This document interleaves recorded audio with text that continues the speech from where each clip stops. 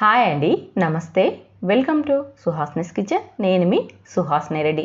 ఈరోజు మన కిచెన్లో రెస్టారెంట్ స్టైల్ చిక్కటి గ్రేవీతో ఎంతో రుచిగా ఉండే పన్నీర్ మసాలా కర్రీని చేసి చూపించబోతున్నా. చాలా అంటే చాలా రుచిగా ఉంటుంది. ఒక్కసారి ఈ విధానంలో ట్రై చేయండి. ఇందుకోసం ఒక చిన్న బౌల్ తీసుకొని అందులోకి 5-6 ఎండుమిర్చిని అలాగే ఒక 10 దాకా జీడిపప్పు ముక్కల్ని వేసి 10 నిమిషాల పాటు వీటిని నానబెట్టుకోవాలి. ఇప్పుడు పన్నీర్ని కూడా కట్ చేసి పెట్టుకోవాలి. ఇక్కడ నేను ఆల్రెడీ క్యూబ్స్ లాగా ఉన్నవి తీసుకున్నాను కాబట్టి కట్ చేయాల్సిన అవసరం లేదు. మీరు పెద్ద పీస్ తీసుకున్నట్టయితే ఇలా చిన్న సైజులో క్యూబ్స్ లాగా కట్ చేసి పెట్టుకోవాలి. ఇప్పుడు స్టవ్ మీద ఒక ప్యాన్ పెట్టుకొని అందులోకి కొద్దిగా బటర్ వేసుకొని ఒక 1/2 టీ స్పూన్ చిల్లీ పౌడర్, చిటికెడు పసుపు, కొద్దిగా కసూరి మేతి, రుచికి సరిపడా ఉప్పు వేసేసుకొని ఇందులోకి మనం ముందుగానే సిద్ధంగా పెట్టుకున్న ఈ పన్నీర్ ముక్కల్ని కూడా వేసేసుకొని ఈ పన్నీర్ ముక్కల్ని ఈ మసాలాలో 5 నిమిషాల పాటు లో ఫ్లేమ్లో వేయించుకోవాలి. మంటలు లో ఫ్లేమ్లో పెట్టుకోవడం వల్ల మనకి ఇవి అడుగంటకుండా ఉంటాయి. ఇలా లో ఫ్లేమ్లో 5 నిమిషాలు వేయించుకున్నామంటే ఈ పన్నీర్ అనేది బాగా స్పైసీగా ఉంటుంది. పన్నీర్ చాలా చప్పిడి కాబట్టి ఇలా మసాలా అంతా అంటిందంటే కూర టేస్ట్ అనేది చాలా బాగుంటుందండి. ఇలా 5 నిమిషాలు వేయించేసుకొని వీటిని ఒక ప్లేట్లోకి తీసేసుకోవాలి.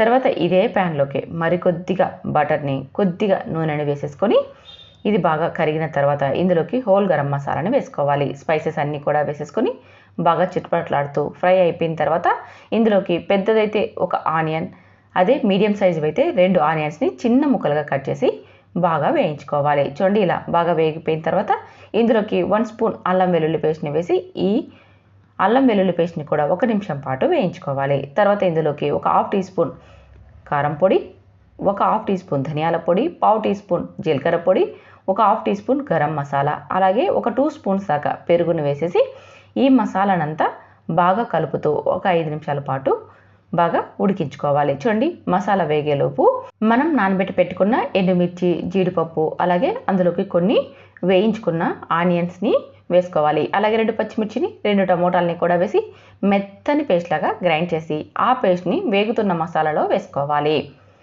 ఇలా ఈ మసాలానంతా కూడా వేసేసుకొని ఇదంతా బాగా కలిపి మూత పెట్టి మనకి ఆయిల్ అంతా సపరేట్ అయ్యే వరకు ఉడికించుకోవాలి. అంటే ఒక 5 నిమిషాల పాటు లో ఫ్లేమ్లో ఉడికించుకున్నామంటే సరిపోతుంది. చూడండి, 5 నిమిషాలకి మనకి పైన ఆయిల్ తేలుతుంది కదా. ఇలా మసాలా అంతా బాగా ఉడికిపోయిన తర్వాత ఇప్పుడు ఇందులోకి గ్రేవీకి సరిపడా వాటర్ని వేసుకోవాలి.